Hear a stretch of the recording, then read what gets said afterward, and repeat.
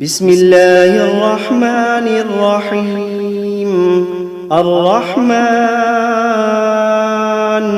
علم القرآن، خلق الإنسان علمه البيان.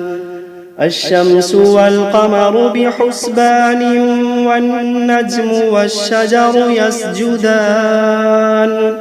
والسماء رفعها ووضع الميزان، ألا تطغوا في الميزان. وأقيموا الوزن بالقسط ولا تخسروا الميزان.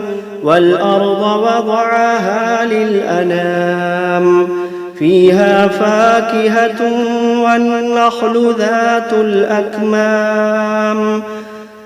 والحب ذو العصف والريحان، فبأي آلاء ربكما تكذبان. خلق الإنسان من صلصال كالفخار، وخلق الجان من مارج من نار. فبأي آلاء ربكما تكذبان. رب المشرقين ورب المغربين، فبأي آلاء ربكما تكذبان. مرج البحرين يلتقيان، بينهما برزخ لا يبغيان. فبأي آلاء ربكما تكذبان. يخرج منهما اللؤلؤ والمرجان، فبأي آلاء ربكما تكذبان. وله الجوار المنشآت في البحر كالأعلام، فبأي آلاء ربكما تكذبان. كل من عليها فان، ويبقى وجه ربك ذو الجلال والإكرام. فبأي آلاء ربكما تكذبان. يسأله من في السماوات والأرض كل يوم هو في شأن. فبأي آلاء ربكما تكذبان. سنفرغ لكم أيها الثقلان، فبأي آلاء ربكما تكذبان. يا معشر الجن والإنس إن استطعتم أن تنفذوا من أقطار السماوات والأرض فانفذوا، لا تنفذون إلا بسلطان. فبأي آلاء ربكما تكذبان. يرسل عليكما شواظ من نار ونحاس فلا تنتصران. فبأي آلاء ربكما تكذبان.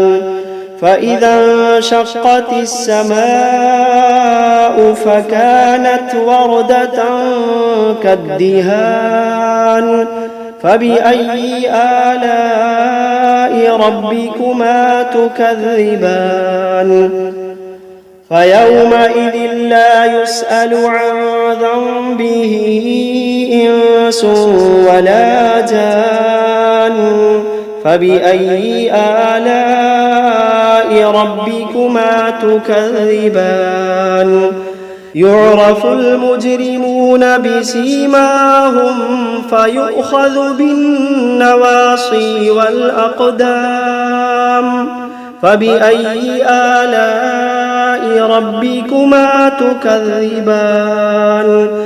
هذه جهنم التي يكذب بها المجرمون يطوفون بينها وبين حميم آن فبأي آلاء ربكما تكذبان ولمن خاف مقام ربه جنتان فبأي آلاء ربكما تكذبان ذواتا أفنان فبأي آلاء ربكما تكذبان فيهما عينان تجريان فبأي آلاء ربكما تكذبان فيهما من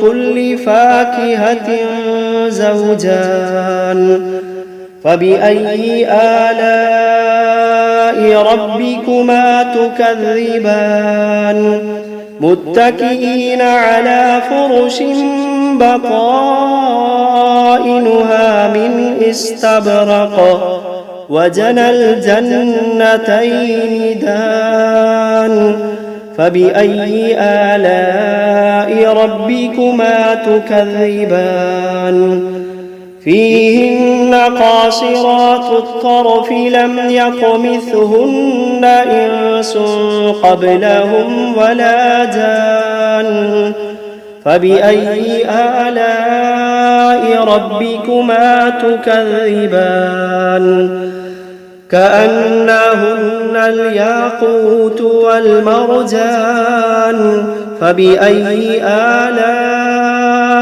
ربكما تكذبان هل جزاء الإحسان إلا الإحسان فبأي آلاء ربكما تكذبان ومن دونهما جنتان فبأي آلاء ربكما تكذبان مدهامتان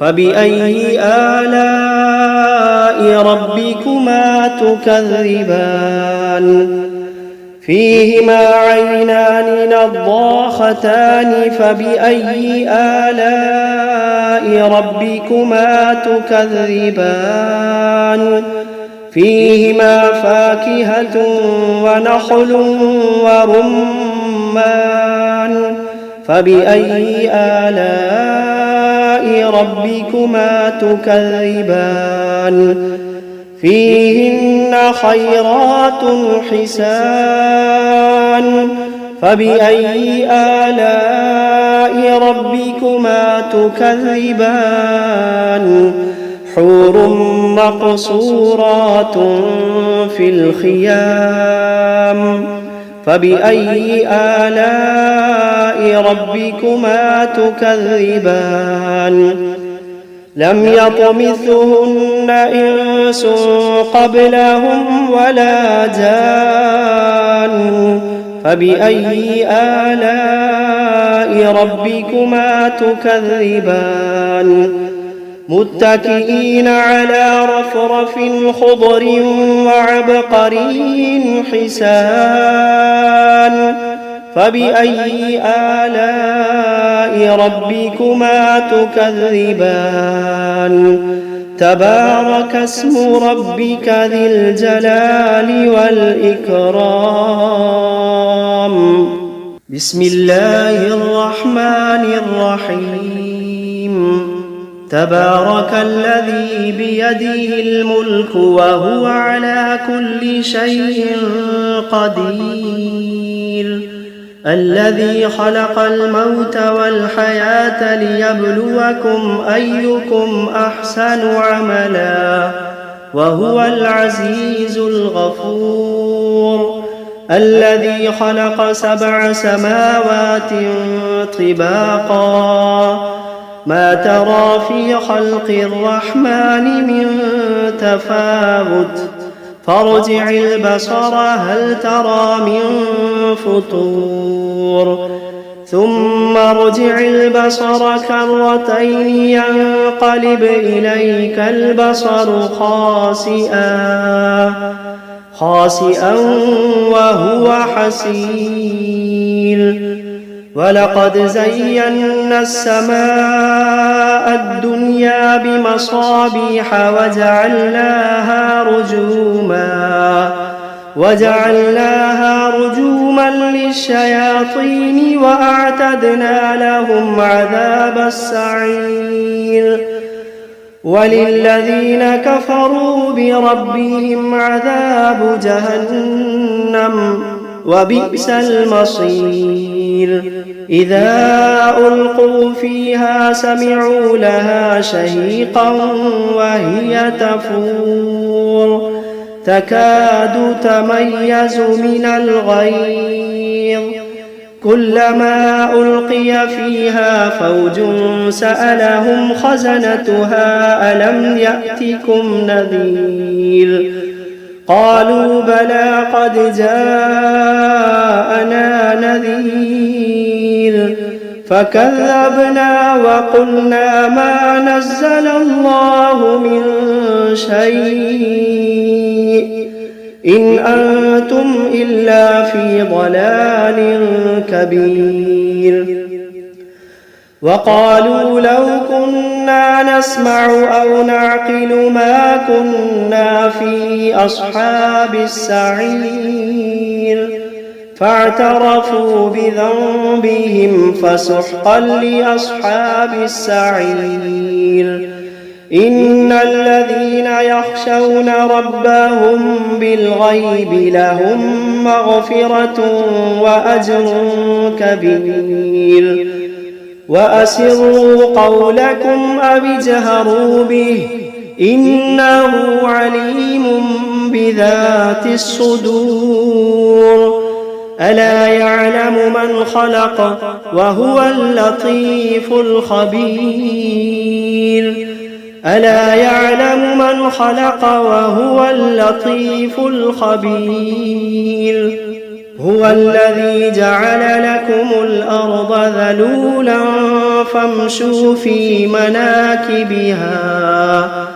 فامشوا في مناكبها وكلوا من رزقه وإليه النشور أأمنتم من في السماء أن يخسف بكم الأرض فإذا هي تمور أم أمنتم من في السماء أن يرسل عليكم حاصبا فستعلمون كيف نذير ولقد كذب الذين من قبلهم فكيف كان نكير أولم يروا إلى الطير فوقهم صافات ويقبضن ما يمسكوهن إلا الرحمن إنه بكل شيء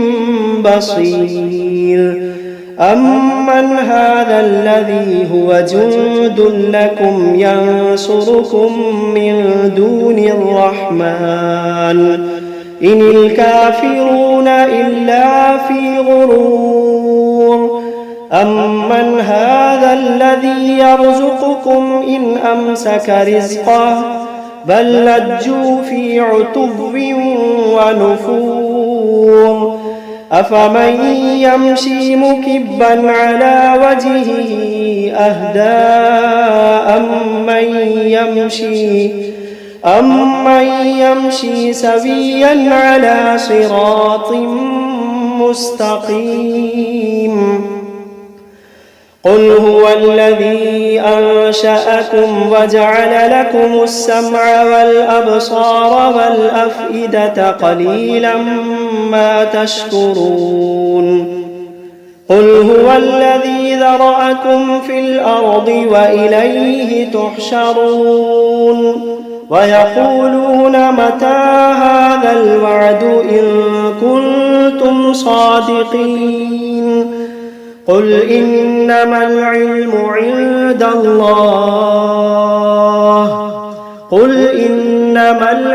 عند الله وإنما أنا نذير مبين فلما رأوه زلفة سيئت وجوه الذين كفروا وقيل هذا الذي كنتم به تدعون قل أرأيتم إن أهلكني الله ومن معي أو رحمنا فمن يجير الكافرين من عذاب أليم قل هو الرحمن آمنا به وعليه توكلنا فستعلمون من هو في ضلال مبين قل أرأيتم إن أصبح ماؤكم غورا فمن يأتيكم بماء معين بسم الله الرحمن الرحيم قل أوحي إلي أنه استمع نفر من الجن فقالوا إنا سمعنا قرآنا عجبا يهدي إلى الرشد فآمنا به ولن نشرك بربنا أحدا وأنه تعالى جد ربنا ما اتخذ صاحبة ولا ولدا وأنه كان يقول سفيهنا على الله شططا وأنا ظننا أن لن تقول الإنس والجن على الله كذبا وأنه كان رجال من الإنس يعوذون برجال من الجن فزادوهم رهقا وأنهم ظنوا كما ظننتم أن لن يبعث الله أحدا وأنا لمسنا السماء فوجدناها ملئت حرسا شديدا وشهبا وأنا كنا نقعد منها مقاعد للسمع فمن يستمع الآن يجد له شهابا رصدا وأنا لا ندري أشر أريد بمن في الأرض أم أراد بهم ربهم رشدا وأنا منا الصالحون ومنا دون ذلك كنا طرائق قددا وأنا ظننا أن لن نعجز الله في الأرض ولن نعجزه هربا وأنا لما سمعنا الهدى آمنا به فمن يؤمن بربه فلا يخاف بخسا ولا رهقا وأنا منا المسلمون ومنا القاسطون فمن أسلم فأولئك تحروا رشدا وأما القاسطون فكانوا لجهنم حطبا وأن لو استقاموا على الطريقة لأسقيناهم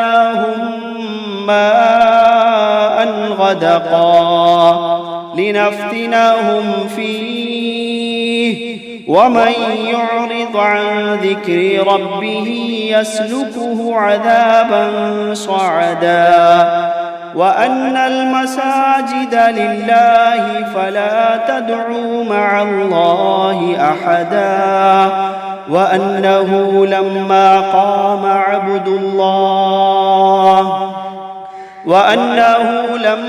قام عبد الله يدعوه كادوا يكونون عليه لبدا. قل إنما أدعو ربي ولا أشرك به أحدا. قل إني لا أملك لكم ضرا ولا رشدا. قل إني لا أملك لكم ضرا ولا رشدا. قل إني لن يجيرني من الله أحد.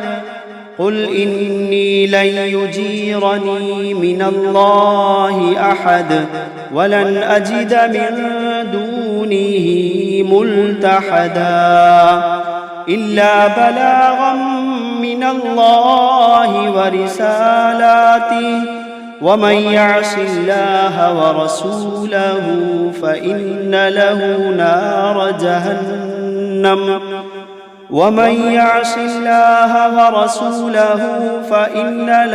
نار جهنم خالدين فيها أبدا.